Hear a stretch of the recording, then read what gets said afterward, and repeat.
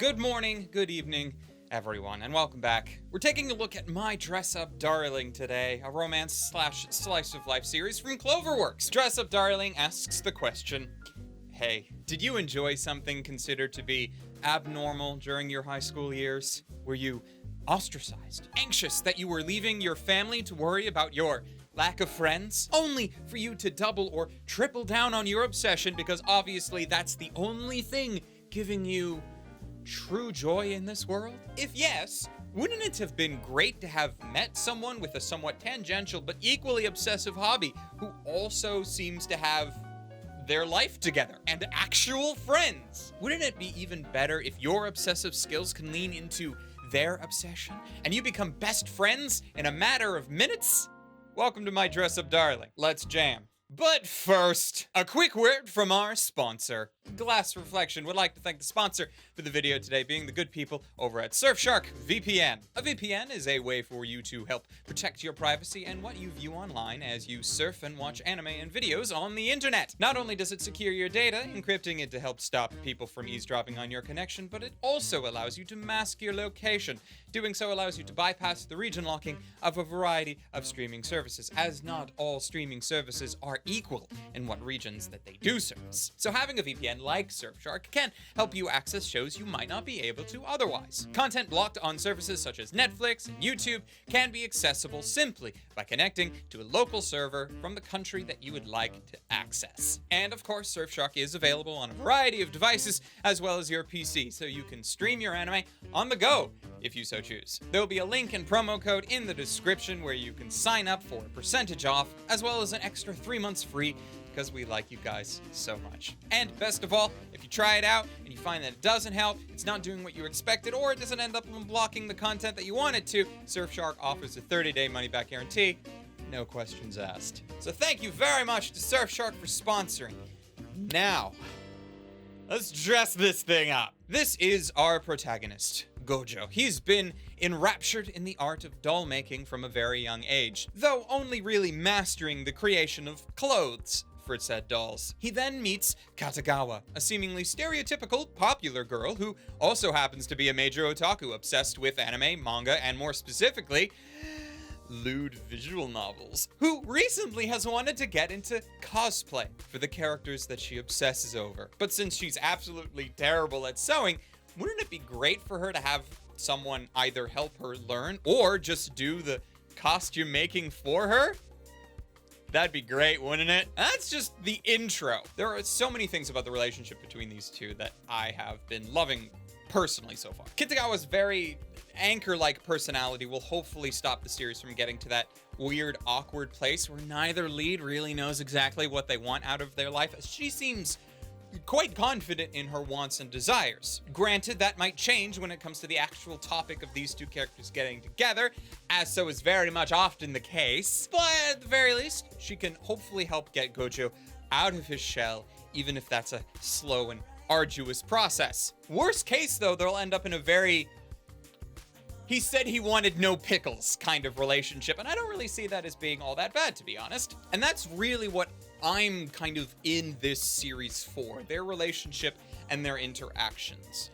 Granted, that's not all this show has. It does lead heavily on the embarrassment of our male lead and the almost disregard of said embarrassment by our female lead. Episode 2, for example, spent a lot of time on the mere fact that, hey, in order to make cosplay clothing for this wonderful girl, he needs her measurements, and she doesn't know them, so they need to figure that out. Which, for a very introverted and pretty much shut-in kind of male character, you can see why he's not fully comfortable with this. And the show plays that up. The show is definitely not trying to hide a lot of its motivations, especially in the fan service department. You can argue that the entire show is built around that. You have a character who wants to cosplay. Not only does she want to cosplay, she wants to specifically cosplay lewd characters from lewd visual novels. This can only go in one direction, okay? We all know where it's going. We just know that it won't go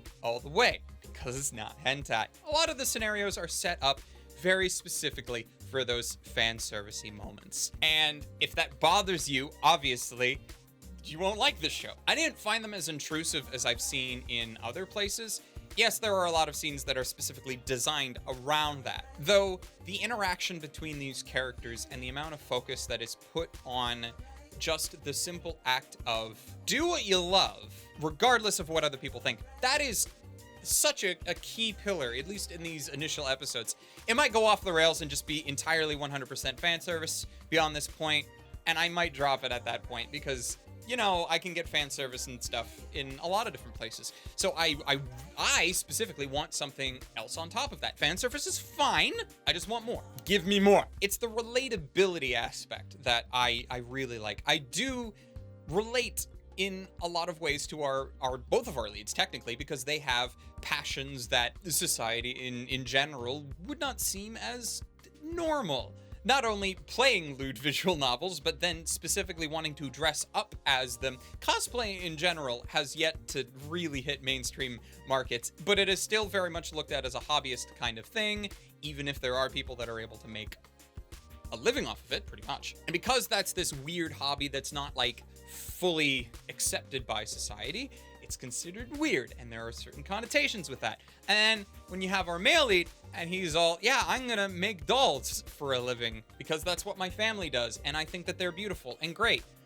That is considered weird. They had this whole scene where he had a young childhood friend who thought he was completely weird and kind of hurt him a lot emotionally just because of his wants and desires. And that can be relatable if you have, maybe not dolls or cosplay, but if you have a thing that you very much like and you know that a lot of other people don't, not only do they not like it, they can't understand your like or enjoyment from it, but they are not even willing to accept it. And that's kind of the hard part. Most of us, I think, would be fine if their thing that they really like was just kind of accepted, like being like, yeah, okay, you like that thing, okay, and like that's kind of where we want to go. It gets very hard when it starts leading into the territory of, oh, you like that? Especially like where gender norms are kind of considered. I wouldn't say that cosplay is breaking gender norms at all, but doll making definitely is. Technically, it's not the cosplay aspect that's breaking gender norms with her. It's the liking of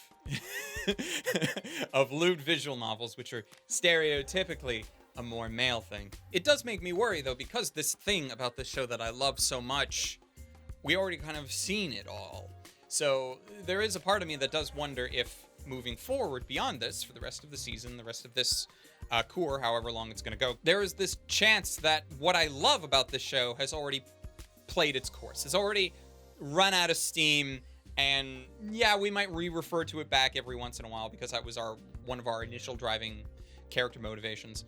But really, it's just we're on the lewd train now, and we're just gonna go choo-choo into Horny Town. And if that's all that's left, maybe I might not enjoy it anymore. But if they're able to develop their relationship a bit better, a little bit more, and hopefully that actually goes somewhere, I can see this being a highlight of the season, personally. But in general, I am enjoying my Dress Up Darling. It has aspects to it that I know not everybody will like, but I'm personally okay with it so far. We'll see how that goes. And it's on my watch list for the time being. Will it stay there all the way till the end of the season? Who knows? I'm leaning towards yes, because I'm trying to be more hopeful towards things, because I am generally a pessimistic person. And that'll be what we have going forward. If you haven't checked out the series, I'm going to have a link to it on Crunchyroll. I'm watching a lot of things right now, and I'm having a hard time remembering where everything is. I'm pretty sure Dress Up Darling's on Crunchyroll. If not, there'll be a link there for you to go and watch it streaming regardless. And of course, a very big thank you to all of my patrons who make videos like these possible. You can see their names scrolling here. And if there is a particular series that is airing this season and you want me to specifically look at it, let me know down in the comments. It's usually how I figure out what you guys want me to talk about, though a lot of the time I'm also just going to pick what I'm watching because I have things I want to say, so I'm going to say them. And also, of course, a very special thank you to specific patrons: Wago221, Hector Montemayor, Ryfen Bonaparte, Omar Showman, and City Yamako for being particularly awesome. You guys are great. And until next time, watch more anime and stay frosty.